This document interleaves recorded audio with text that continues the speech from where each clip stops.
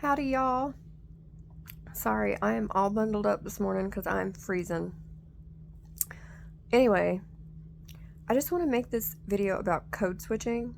I've had some people be all like, oh, you're not really from the South. I don't hear your accent. And I made kind of a shorter video about it.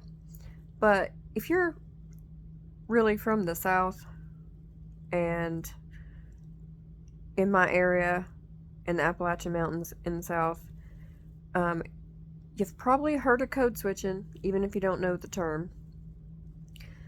Basically, you can Google it. It's basically kind of like diluting your accent, so A, people can understand what you're talking about if you're not at home, and B, to keep people from assuming you're ignorant because you're from the South and you've got an accent. Like, I'm in Boston right now. My husband was recruited for a job up here. And no matter how much I attempt to fit in or code switch, dilute my accent, they can still tell I'm not from around here just as soon as I open my mouth. So, to make a really long story short, basically, I was raised by my great-grandparents. They adopted me, so they were my parents. Still call them Mama and Papa. And they were born in 1912 and 1924, way out in the mountains, in a holler, like two different hollers. And they were just true mountain folk. And I had my Mama's accent, very old Southern Appalachian English. There are words that we use. They ain't no dictionary. And we all know what they mean. And people in the area know what they mean. But I can write in like perfect grammar and all that stuff. But if I just talk completely normal, which isn't even what I'm talking now, people just assume I'm ignorant. And in the area that I'm in right now, people are really mean to me. But anyway, when I was 14, I had a teacher who was also from, I guess, a rural community. And I was planning on joining the military, doing a full 20 plus years. That didn't work out for other reasons, just mainly health reasons, but that's another story. So anyway, they had no ill will at all, but they told me that I needed to start working to neutralize my accent, or to be able to at least speak without an accent or as much of an accent, because especially being a female in the military, and I was going to be doing ROTC. I did actually do it for a while at college before my health just went haywire. Said I would never be taken seriously, because he said it was already harder for women, but then to have that people listen to all the stereotypes and just assume you're ignorant, uneducated, stupid, all that when they hear a Southern accent coming. So for the 4 years that I had him as an instructor, and like I said, no ill will, he was truly just trying to help me because he wanted me to be able to get promotions and I guess not be discriminated against or not taken seriously. He worked with me and taught me how to code switch, which is basically where it's kind of like you have your normal voice and your normal speaking voice, but then you also have your customer service voice. And he made me practice. He worked with me. If I got excited or upset or anything and got to going in my normal accent, he'd remind me, to work on that and all that. So then I get off to college and I'm in Army ROTC. They told me the same thing. It was crazy. They weren't nice like he was. They didn't try to work with me. They just told me I sounded ignorant and I couldn't be that way as an officer in the United States Army. So, I listened to them and I did my best and I learned how to talk normal. My husband got recruited for a job up here in Boston. I didn't want to leave my family. I didn't want to leave my friends. I didn't want to leave my area. Nowhere will ever be home to me except the Appalachian Mountains, where I'm from, with a few exceptions of where I'd also live. I'd be happy to get back down south.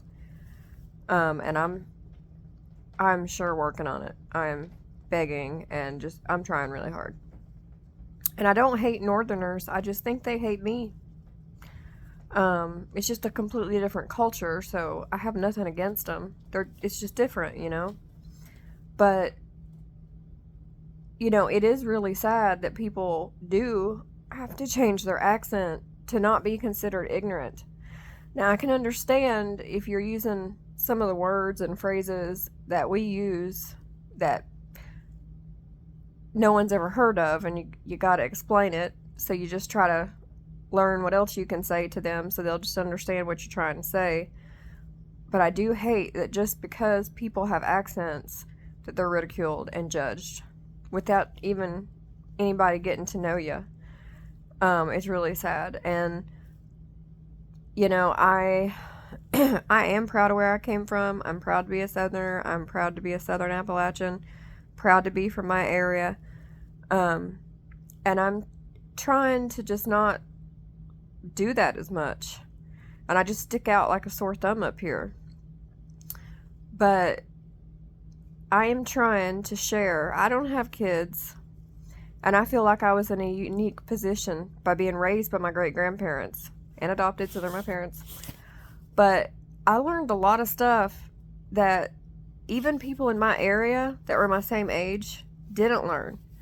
Because, you know, they were raised by their parents, and I feel like the Appalachian culture, a lot of Southern culture, but particularly Appalachian, I feel like it's being watered down. And, you know, these lessons we were taught and morals and just different things, I feel like they're getting kind of diluted. I don't want any of that to fade away. And I don't have kids to pass on any knowledge or wisdom that I was taught by my elders, specifically my mama and papa. I don't have kids to pass that down, and I see things changing from where I'm from. And I think the world deserves to know about true Appalachian culture, specifically the South, because that's where I have experience. And, you know, things are different all over Appalachia. There's different accents, there's different dialects, there's different, I would call it kind of like a microculture. Like, things are just different in different areas that you are. So, in general, I can speak for Southern Appalachia, but in most circumstances, I base my information that I share off my area, which apparently is somewhat unique or different. And I didn't even realize any of this stuff until I was older, and honestly a lot of it till I moved up north. And so even when I make social media content, I'm on various platforms, I still try to talk to where people are going to understand me. Yeah, so anyway, that's the long story short, because I could go on and on. I made a shorter video about it, but it's not just Southerners either. I mean, there's other people, other cultures, people that have other accents that have to do the same thing. And, you know, some accents may not be as stigmatized as the Southern accent or the Southern Appalachian accent. But, you know, there's other people that do have to code switch and try to dilute their accents and try to fit in.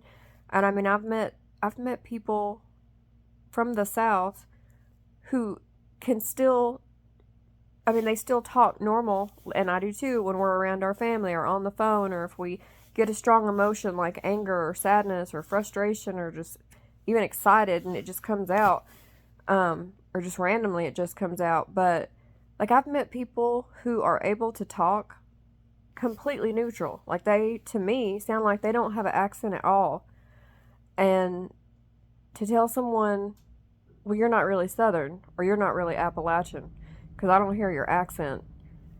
I mean, that's just really ignorance. It's really rude, and it's really insulting, especially when the reason you learned to talk different or to be able to dilute your accent was because you wanted to serve your country and you wanted to be taken seriously and you were willing to put your life on the line and, you know, let your life be sacrificed for a friend, for a brother, for a sister, for your country. And, you know, it's something I need to work on because I'm still insecure about just going out in public and talking normal. And because, you know, I have been made fun of and asked directly to my face, or even just told directly to my face, all these typical Southern stereotypes. Not even just Appalachian, just Southern in general. And I have made a short about that, but I do plan on making a longer video about some of the things that people have said to me and asked me up here.